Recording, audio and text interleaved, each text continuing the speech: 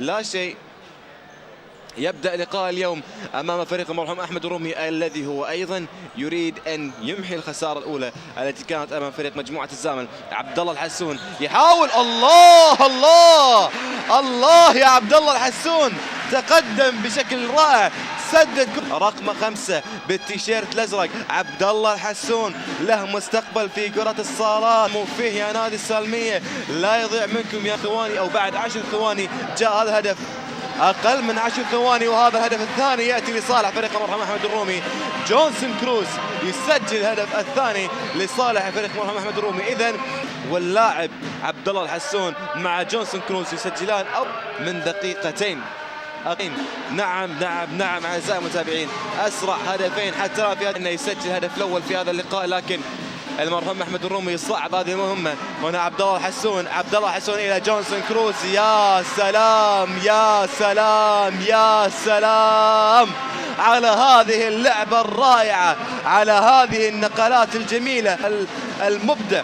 لاحظ استلام ثم تسليم بين جونسون كروز، يعني عبد الله الحسون سجل هدف، صنع هدف رائع. هذا اللاعب رائع جدا، هذا اللاعب عبد الله الحسون. خطيره كره،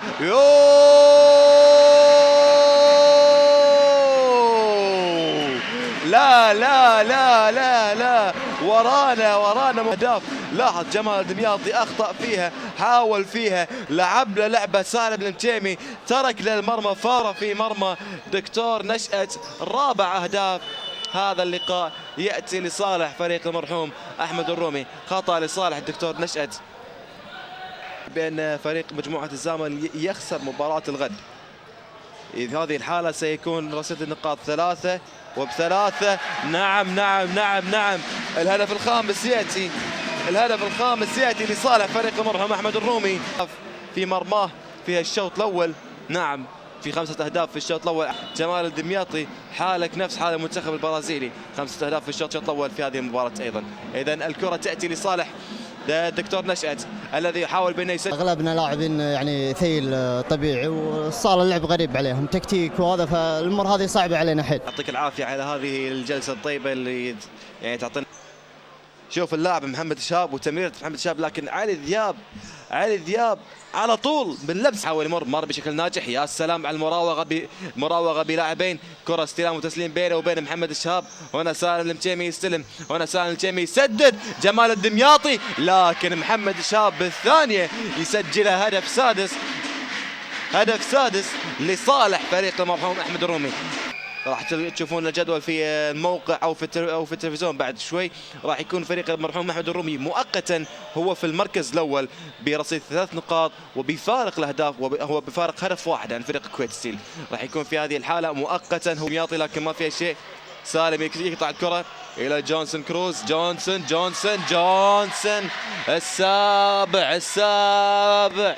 السابع يأتي لصالح فريق المرحوم أحمد الرومي في هذه المباراة.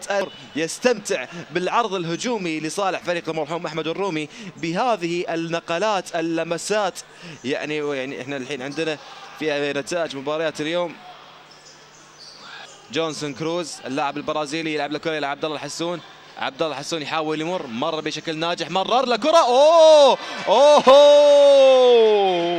هدف غريب الصراحة، شلون دش على فريق الدكتور نشأت. يعني لو تشوف الإعادة عزيزي المتابع، تعود حق لاعب فريق المرحوم أحمد الرومي كملها بالجول. هنا الإعادة، مراوغة ممتازة، تمريرة بالقائم تصطد مرة ثانية إلى محمد شهاب، سددها في المرمى. يأتي ب8 أهداف هذا اللقاء. 8-0 هذه مساحة من جانب فيصل الغريب إلى عبد الله الحسون. عبد الله يسدد. يا سلام يا سلام يا سلام، قلت لكم تابعوه مرحوم أحمد الرومي. هنا الإعادة، هنا التسديدة.